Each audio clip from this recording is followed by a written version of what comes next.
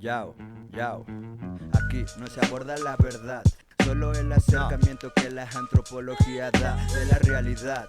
No es el fin colonizar, sino aprender, conocer, expander lo que a simple vista no se puede ver. Diálogos, charlas que se entablan, son varias voces las que detrás de ellos hablan. Alale a la vecina y dile que ya está arriba este podcast que coloca la antropología en un estado de divulgación, dejando atrás la presunción.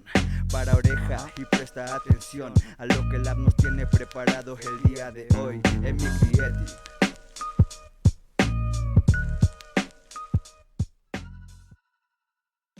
Los saberes relacionados a las teorías de la conspiración y el negacionismo están basados en el no saber. Creo que Internet fue una ventana muy grande para ver este tipo de diferencias ideológicas, ¿no? Y que creo que es bien importante conocer. Entre todo esto, la espina dorsal, yo creo que la antropología de lo desagradable, ¿no? Hola, bienvenidos, bienvenidas y bienvenides a este podcast Emic y Etic, diálogos desde la antropología social. Mi nombre es Carla Ballesteros y soy la encargada del Laboratorio de Antropología Visual de la UAM Iztapalapa. Y en esta sexta edición estaré conduciendo y presentando a nuestro invitado. Este es un proyecto piloto para dar difusión a los trabajos de investigación del Departamento de Antropología de la UAM Iztapalapa. En este sexto capítulo nos acompaña y nos viene a platicar sobre su tesis Víctor Gerardo de la Cruz Hernández. Su trabajo se titula La pandemia imaginada, saberes en torno a los discursos negacionistas conspirativos producidos en la pandemia de COVID-19.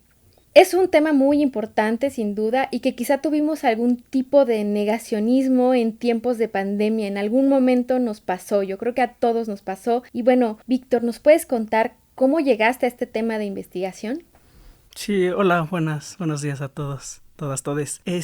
Yo creo que llegué a este tema de investigación primero por la efervescencia de los sucesos. Yo creo que eso es lo primero. Cuando empezamos a hacer las tesis, empezó la pandemia, entonces se nos cortaron los proyectos y tuvimos que buscar nuevos temas de investigación. Y en estos nuevos temas de investigación, a mí me llegaba mucha como información en las redes sociales sobre la pandemia y datos erróneos, ¿no? Entonces de ahí salió como la efervescencia, yo creo, al principio de poder buscar qué es lo que estaba provocando estas como noticias falsas, estas fake news. Yo creo que por otro lado también sería un acercamiento a estas mismas narraciones desde mi infancia, que sería mis primeros acercamientos al internet. Es común encontrar foros, blogs, y comúnmente estos foros, blogs están llenos como de fake news, muchos como planteamientos como de conspiraciones, teorías de la conspiración, y eso de alguna manera en mi adolescencia me influenció bastante como en crear mi sistema de pensamiento, pero ahora con los años ya sé que pues hay sistemas como míticos, hay sistemas ahí que no son reales y que de alguna manera al estar en contacto con ellos me permitió como entenderlos mejor, ¿no? Entonces no solo fue como una investigación hacia afuera, sino que también fue una investigación viéndola un poco hacia adentro en un momento de mi vida específico.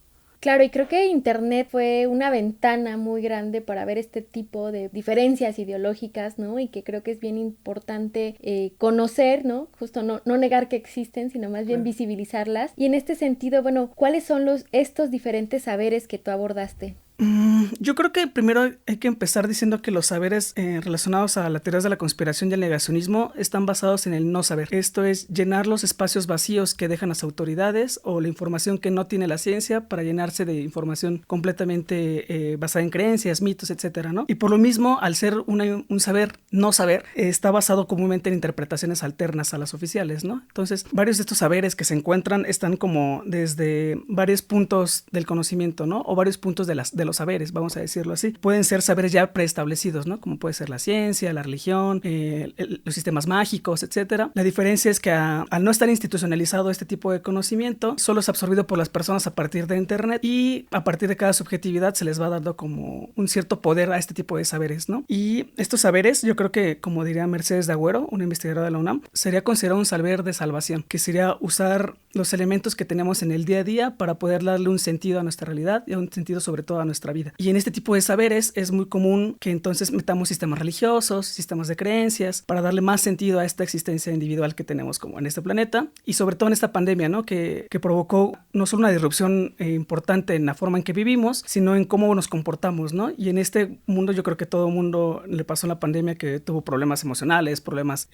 familiares, etcétera, y como que en esta realidad se pudo lograr sobrellevarlo gracias a estos saberes, ¿no? Y mucha gente pudo sobrellevar estas cargas dándole explicaciones propias, propias, ¿no? Dándole explicaciones no relacionadas con los oficiales, ¿no? Claro, sí. Cada quien se hizo de cierta manera una explicación para poder llevar su día a día, ¿no? Oye, igual podrías contarnos, bueno, justo cómo interaccionaste y abordaste tanto las contradicciones y semejanzas que ibas encontrando y cómo ibas haciendo esta sistematización, es decir, ¿qué considerabas como contradicción, como esta semejanza? Porque me parece que sí es bien importante como tener en cuenta antes de ir a campo, ¿no? Yo tuve bastantes problemas, creo que hay que empezar por ahí. Sobre todo porque al principio de mi investigación quería hacerla yo como si fuera un reportaje periodístico, más allá de entrar a la etnografía, como que mi mente era más como decir que eran teorías de la conspiración y casi decir por qué eran falsas, ¿no? Y mi asesor, el doctor Federico, me ayudó mucho como a decir, no, el punto no es decir que son falsas porque ya sabemos que son falsas, si es que lo queremos decir así, ¿no? El punto es explicar por qué la gente cree que son verdaderas, ¿no? Entonces, cuando se me acerca como esta idea, como para poder ver qué onda, me acerco mucho a los análisis del discurso para poder hacerlo, ya que la misma gente dice en sus propias palabras lo que está sucediendo, pero y después se lo preguntas a otra persona y dice su propia versión, pero se parecen mucho y a la vez no, es lo que decíamos, ¿no? Es esta contradicción, pero también hay una que los asemeja, ¿no? Y yo creo que los pude llevar como a entenderlos, ya que las mismas investigaciones que ya hay de las teorías de la conspiración, los estudios de negacionismo, como que ya habían notado esta contradicción existente, pero que se nota que cuando más se contradice, más se fortalece el sistema de creencias, ¿no? Que es algo como contradictorio, ¿no? Uno esperaría que cuando alguien le dice algo y tienes una evidencia de lo contrario, cambias tu perspectiva y dices, no, pues sí, no es verdad, o perdón, me equivoqué, ¿no? No obstante, en este sistema de creencias, lo que pasa es, yo tengo una información A y la información B me contradice, en lugar de decir que mi información A es la mala, digo que la información B está tergiversada, por más allá que tenga evidencias que la B es correcta, ¿no? Yo creo que ahí tuve que acercarme también a estudios un poco psicológicos para entender la teoría de la conspiración. ¿Qué pasa ahí, no? Ahí me quedó la duda, ¿cómo sucede esto, no? O sea, si tienes una evidencia de lo contrario, o sea, puede pasar en un ejemplo muy clásico de las teorías de la conspiración, la gente que cree que la Tierra es plana, ¿no? O sea,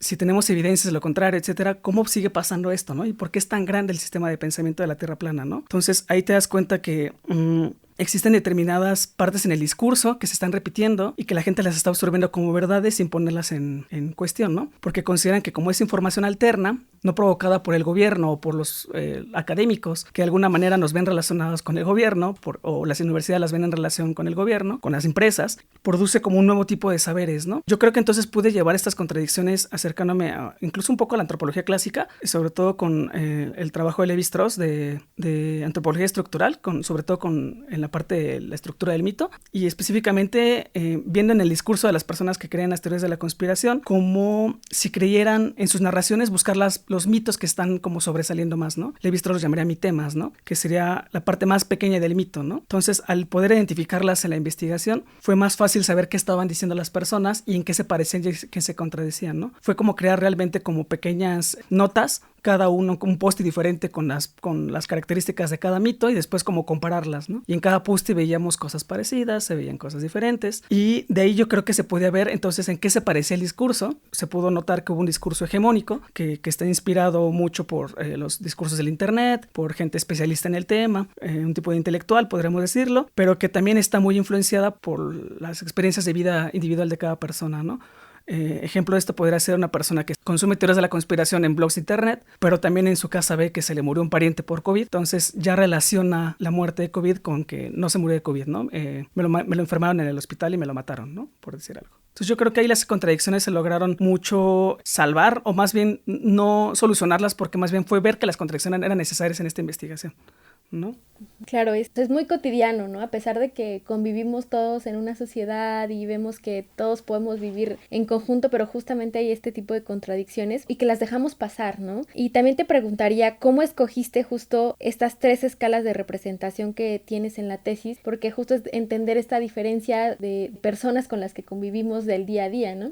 Yo creo que fue primero por cuestiones de azar, por lo mismo de que tenía mucha información, tenía demasiados mitos ya recopilados en las entrevistas, y fue de una manera ver qué de los mitos dichos por las personas, del mismo discurso que ellos decían, qué de lo que decían era nuevo, qué de lo que decían ya se había oído en otras teorías de la conspiración y qué de lo dicho también es real, ¿no? O sea, también era buscar esta como tripartita entre el imaginario nuevo, el imaginario clásico y la realidad, o un evento histórico real, ¿no? Esas tres clasificaciones que son esas, me ayudaron a poner como los mitos como en un diagrama de Venn, por así decirlo, y poner el mito si se acercaba más a una verdad histórica o una verdad mítica actual o una verdad mítica clásica, ¿no? O destacar que las teorías de la conspiración, más allá de que es un sistema discursivo de creencias, la gente cree que hay una confabulación mundial unificada, y que todo evento histórico en el mundo está provocado por una misma persona, por un grupo de personas, que ese sería el mito. También es cierto que las conspiraciones existen, ¿no? Y tenemos conspiraciones históricas reales, ¿no? Desde la independencia de México con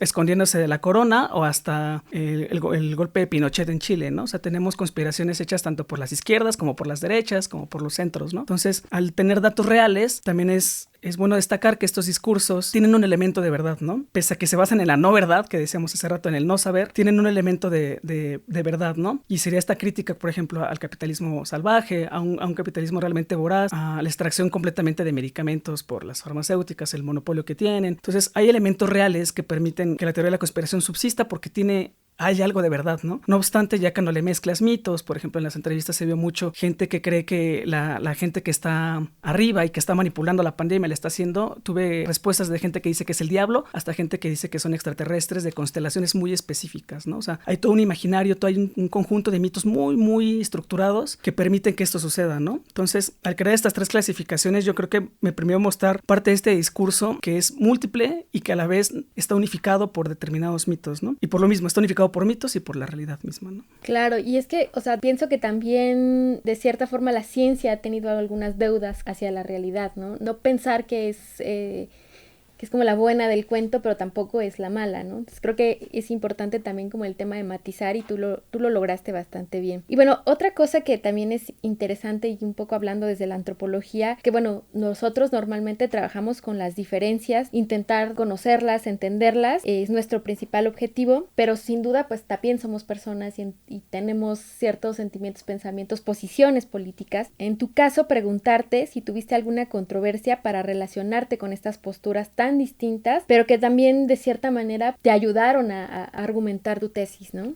Yo creo que en este tipo de investigaciones acercarse un poco a una antropología de lo desagradable. El autor de este concepto es Nitzan Shoshan. Él lo desarrolla a partir de una investigación, vamos a hacer como el preludio, de acercarse con jóvenes berlineses que son de ultraderecha y que son vistos por la sociedad como vestigios del pasado que tuvieron nazi, ¿no? No obstante, cuando Nitzan Shoshan hace la investigación, ve que mucha gente o muchos investigadores cuando veían su investigación, le hacían menos por romantizar como a los movimientos nazis, ¿no? Y que eran movimientos que no se exploraban porque nadie quiere estudiar nazis, ¿no? Entonces, él cuando conceptualiza la antropología de lo desagradable, es como de una manera de decir que hay que acercarse a otros campos de estudio no clásicos en la antropología, como sería acercarte como con los subalternos o con gente que con más o menos tienes una afinidad empática o afectiva, ¿no? Y aquí en estos casos yo creo que algo que destaca mucho Shoshan es acercarse a relaciones afectivas, más bien acercarse a relaciones que no forzosamente son afectivas, más bien, y aceptar que el investigador está parado en un punto que no forzosamente es el mismo que la etnografía está pidiendo, ¿no? Entonces, en esos casos yo sí fui muy consciente de eso y acepto mi postura como investigador dentro de la investigación como una persona completamente antagónica a la persona que estoy investigando, ¿no? O a las personas que estoy investigando, ¿no? Ya que si bien es cierto que cada quien puede interpretar la pandemia de una manera diferente y que podemos aceptar que hay diferentes tipos de postura de la misma, también es cierto que la pandemia es real, ¿no? Entonces, por mucho si la persona no cree en la pandemia, no importa que no la crea porque se va a enfermar, ¿no? O me va a enfermar, ¿no? Entonces, a partir de esa contradicción, fue necesario como acercarse a estas relaciones que no forzosamente eran empáticas, porque realmente a las personas que entrevisté yo no les caía bien, y yo creo que al revés también yo tuve mucha disrupción en las cosas que me decían, porque ya en algunas cosas ya no solo era hablar de mitos, ¿no? Ya estaban hablando de que contra el aborto, ya estaban hablando de contra las vacunas, ¿no? O sea, ya se mezclaban varios elementos que ya no tenían que ver forzosamente con los mitos clásicos de la teoría de la conspiración, ¿no? Entonces, por lo mismo, en la investigación yo creo que es pertinente siempre inmiscuirse dentro de ella, ¿no? O sea, poner en la investigación cómo estoy yo posicionado, ¿no? Y en este caso yo poner posicionado que era una persona contraria, ¿no? Completamente, ¿no? Y yo creo que es bastante rico ponerlo, ¿no? Porque enriqueces el conocimiento bastante a un punto de decir que no hay investigador que esté completamente aislado del hecho social, ¿no? Entonces, al inmiscuirlo y aceptar que tienes una postura propia muy diferente a la de ella, es mejor a tener los diarios secretos de Malinowski después diciendo que no es cierto, ¿no? Entonces, es mejor aceptar que sí, no te caen bien las personas que estás estás investigando no te cae bien tal postura y que incluso eso puede ser de análisis, ¿no? O sea, incluso poner de análisis por qué no me cae bien, ¿no? O por qué no me agradó tal postura, ¿no? Yo creo que por lo mismo esta postura del investigador puede ser como clave en todo tipo de trabajo de antropología de lo desagradable, ¿no? Justo pienso que hay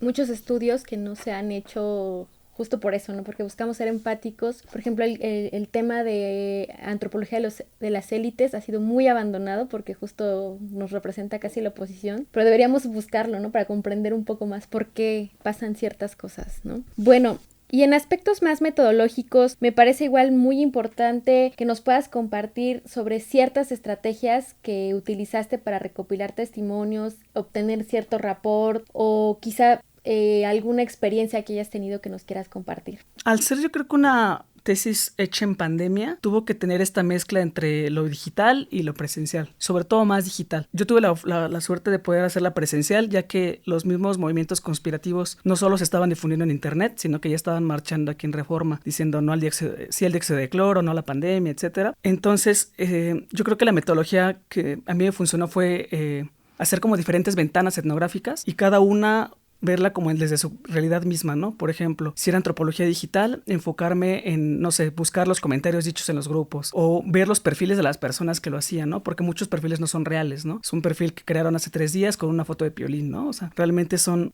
perfiles anónimos, ¿no? Y que la misma información dada en internet nos tiene que servir para ponerla en crítica, ¿no? Porque no sabemos todo lo que dice la persona en internet es verdad o no, ¿no? Pero por el otro lado se pueden corroborar los datos de este tipo de etnografías gracias a la parte presencial que pude tener, que lo que la persona decía en internet era lo mismo que decía en forma física, ¿no?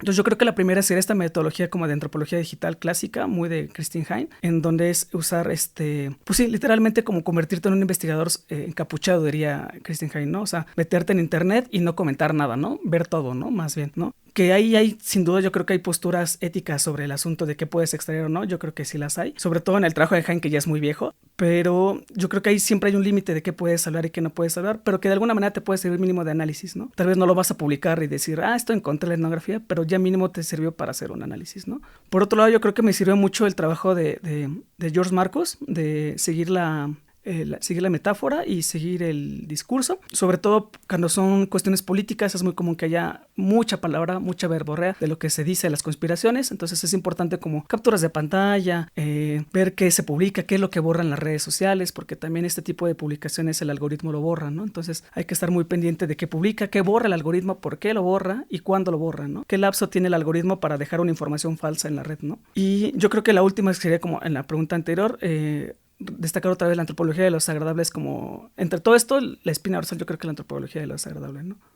Ok, muy bien, pues ya casi vamos acabando, pero nos gustaría que nos dejes una recomendación literaria o audiovisual incluso, o un consejo para las y los estudiantes que se encuentran haciendo investigación o que van iniciando una tesis, ¿no? Creo que, bueno, tú ya nos diste varias recomendaciones, pero quizá un audiovisual que nos pueda servir, que te haya inspirado.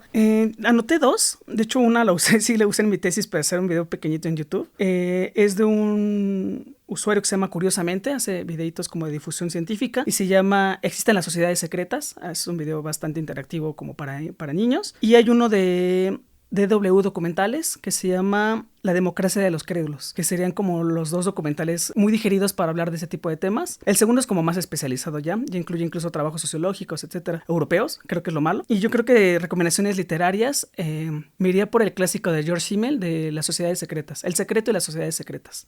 Bueno, ya dije la antropología de lo desagradable y yo creo que agregaría, llama por último, el de Faye Ginsburg, que se llama Cuando los nativos son nuestros vecinos. Y es un estudio que hace la investigadora, ella siendo pro-choice, con un grupo de personas pro vida. Entonces hace esta comparación de cómo es mi postura con personas, con mujeres que realmente son pro vida, ¿no? Y hace esta investigación muy parecida a la de Shoshan, diciendo que hay que posicionarse como investigador, ¿no? Y decir dónde estoy parada, ¿no? Y yo creo que como alguna recomendación que pudiera dar, yo creo que no darle miedo a la antropología digital. Creo que eso sería lo primero.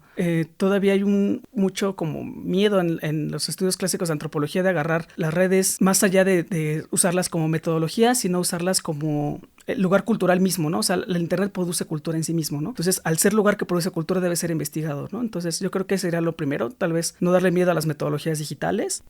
Yo creo que hay que empezar como quitarle el miedo a los estudios de antropología digital, a las metodologías puestas en este tipo de nuevas formas de conocimiento, pero yo creo que también complejizarlas un poco más incluso, ¿no? O sea, buscar programas que nos puedan ayudar a ver cuántos perfiles, por ejemplo, tiene Twitter que habla del tema, ¿no? O sea, jugar con el Big Data de alguna manera, ¿no? Que aún estamos como en pañales en ese tipo de investigaciones, ¿no? Realmente son muy pocos, y yo creo que son más a nivel de Estados Unidos o en otros países que se hacen estudios con el Big Data, pero que de alguna manera se pueden, ¿no? O sea, como que lo queremos como conocimientos aislados, pero que realmente solo picotearlo un rato en internet y encuentra las bases de datos, ¿no? Y que de alguna manera, al ser tal vez más datos más macro, no estamos tan relacionados como antropólogos, ¿no? Pero se pueden complementar con los datos objetivos que hacemos claramente, ¿no? Yo creo que serían las últimas como recomendaciones que daría.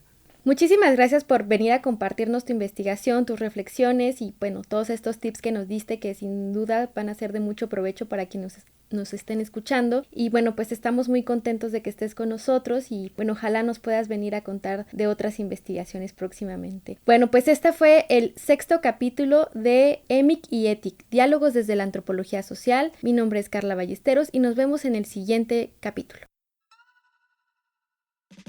Preproducción, Omar Ilich López y Carla Ballesteros. Producción en línea, Mariana Martínez y Jacqueline Palacios. Edición y postproducción, Juan Ortiz. Música original, Tenoch. Rectora de la Unidad Iztapalapa, Verónica Medina Bañuelos. Secretario, Javier Rodríguez Lagunas. Director de la División de Ciencias Sociales y Humanidades, José Régulo Morales Calderón. Jefa del Departamento de Antropología, Rocío Gil Martínez de Escobar. Responsable del Laboratorio de Antropología Visual, Carla Ballesteros.